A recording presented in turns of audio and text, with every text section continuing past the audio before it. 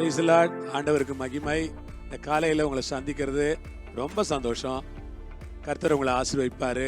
உங்களை வாழ்த்துறேன். லூக்கா 22ல இன்னைக்கும் ஒரு சின்ன வசனத்தை நாம படிக்கலாம். 46வது வசனம்.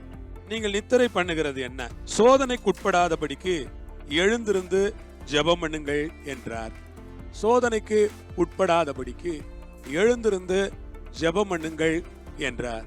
ஆம், அருமையான தேவனுடைய ஜனமே, கர்த்தருடைய பிள்ளைகளே, பரிசுத்தவான்களே, தேவனுடைய சபையே, உங்களை பார்த்து நான் சொல்லுகிறேன், நீங்கள் நித்திரை பண்ணுகிறது என்ன? ஆண்டவர் கேட்கிறாரு, நீங்க என்ன நித்திரை பண்றீங்க?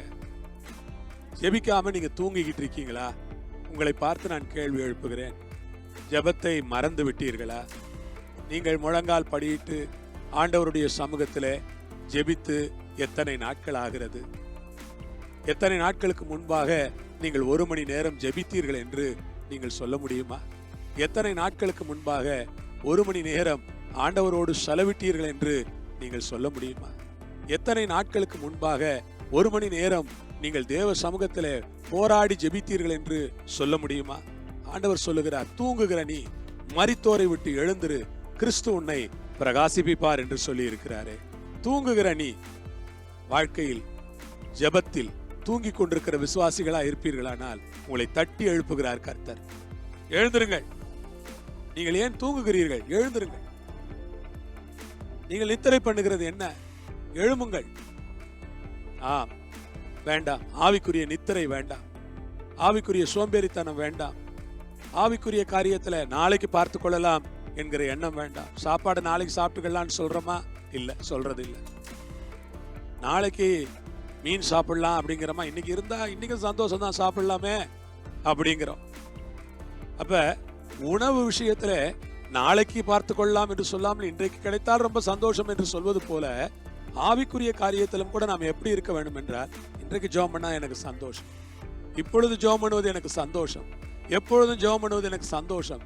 நான் அடிக்கடி ஜெபம் பண்ண விரும்புகிறேன். நான் தொடர்ந்து ஜெபம் பண்ணி கொண்டிருக்க விரும்புகிறேன். ஆண்டவருக்கு ஸ்தோத்திரம்.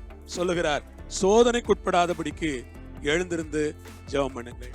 பலவிதமான சோதனைகள்ல மாட்டிக்கொள்ளுகிறவர்கள் யார் என்று நீங்கள் என்னை கேட்பீர்களானால், ஜெபிக்காதவர்கள்.